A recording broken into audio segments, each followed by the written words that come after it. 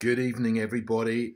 I'm going to talk about the schools bill, which is going to start going through Parliament very soon. And it was mentioned in the Queen's speech back in May.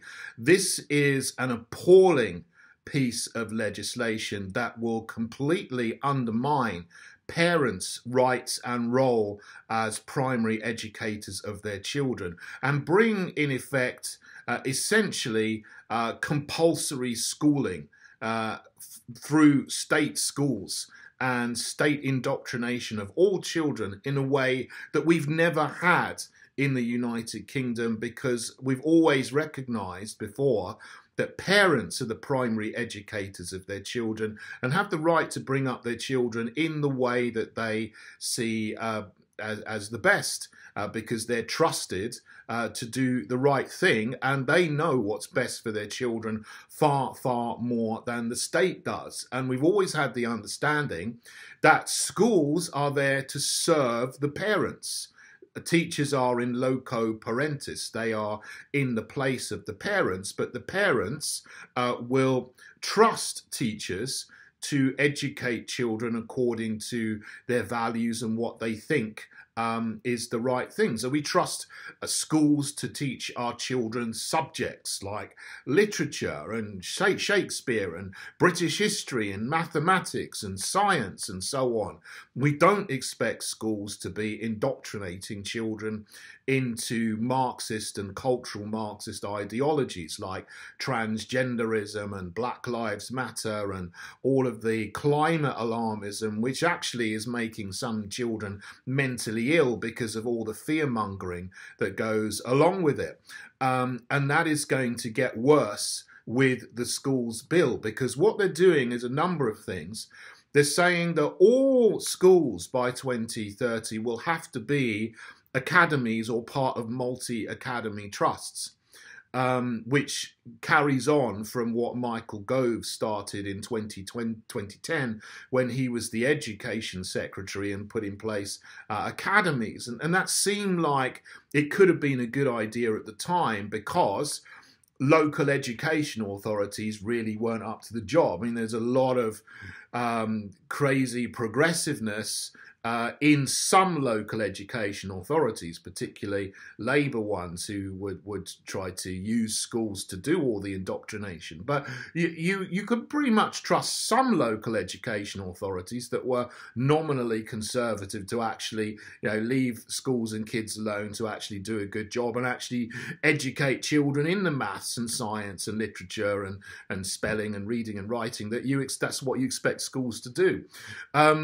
So to address a problem with local education authorities, they came up with the idea of academies, so that schools will be directly accountable to the Department of Education, but then academies sort of join together in these big multi-academy trusts which are run by corporations. But as the years have gone by, these have become behemoths and monsters of their own that have no accountability to anybody, because there's so many of them and they're doing so many things and they're so opaque. Even though nominally they're accountable to the Department for Education, there is no real accountability, because there's too many of them for them actually to oversee them properly. So what the government is saying is that every school, primary and secondary, must become an academy or part of a multi-academy trust owned by pretty much a non-accountable corporation by 2030. So there will be no possibility of any democratic oversight at all. Even though local education authorities were not particularly great, at least there was some democratic accountability, because in theory you can get rid of your councillors and elect new ones who will actually make sure the schools do what parents want them to do. But even worse than that, they are going to destroy homeschooling and home education.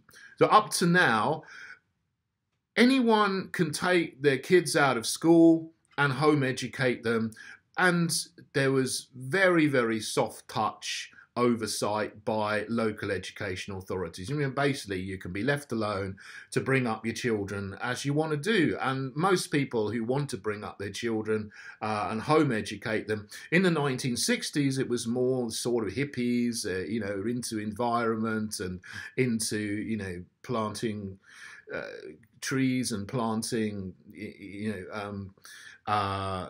crops and so on, teaching children how to grow their own food and vegetables and this kind of thing, which was really good. You might not learn about Chaucer, but you'd learn how to grow your plants and do woodwork and metalwork and fix a car and this kind of thing, along with your basic maths and science. And that's where the home education movement really started in the UK. But as time has gone on, there's more and more Christians and other people who are people of faith, Jewish people, Muslim people, who are taking their children out of state schools to avoid the LGBTQIAPP indoctrination which is coming, and to teach their children traditional family values.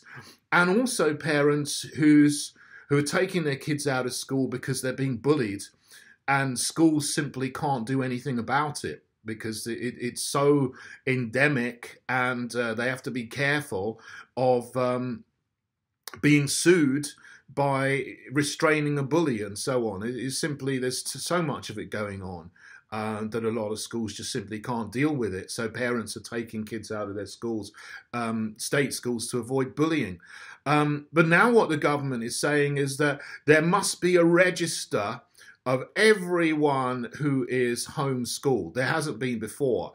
And then local education authorities will have a new role of intensely monitoring what is going on in the homes of people who are home educated, even to the point of saying that anyone who is a tutor who gives someone a lesson 1 hour a week has to register what they're doing, that the people that they're tutoring, what they're teaching them, and so on, so that there is very, complete surveillance, essentially, of what's happening in terms of homeschooling. So the state wants to interfere and micromanage home education in the UK. And if local education authorities see anything that they're not happy with, then they can make a school attendance order, which will apply for the rest of the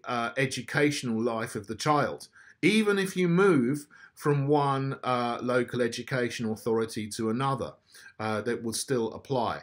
So essentially what this is to ensure that children who are homeschooled get indoctrinated into transgenderism, into climate alarmism, into there's all different types of family, to undermine the idea of traditional family values and so on, and to undermine parents, particularly parents of faith, Christian parents, Jewish parents, Muslim parents, etc., who want to bring up their children with traditional family values. And that is clearly the purpose of this. And it is a wicked, wicked power grab by the state to undermine parents' role as primary educators of their children. Only in communist and fascist countries do you have this kind of system. Germany has had compulsory schooling for a long time. It's called the Schulpflicht. It was brought in by Hitler to ensure that all children were indoctrinated in state schools. So from the 1930s onwards, parents were not allowed to home educate their children. They had to send them to a state school.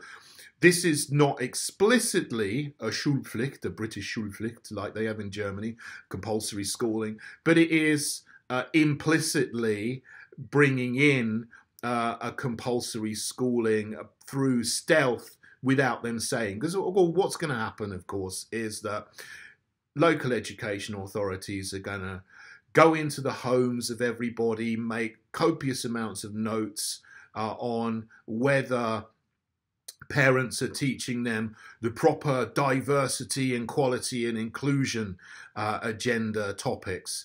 And if they're not, then they're going to make school attendance orders, and they'll be up before an activist judge who will ensure that they are enforced. And that will take away parents' rights by stealth.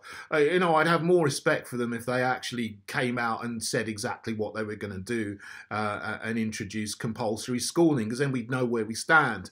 But this is essentially compulsory state schooling without actually saying it. But they're trying to do it without people realising. But we're getting smart to their plans and to their agenda. And I'm really glad that a lot of other commentators have noticed this as well and have been speaking out against it this week. It is absolutely vital that this schools bill does not get through Parliament, because it will destroy and undermine the traditional family to a greater extent than it has already been undermined by 25 years of Lib Lab Con government and SNP government in Scotland. They have a different system, it's a different story there, but it's just as bad, if not as worse.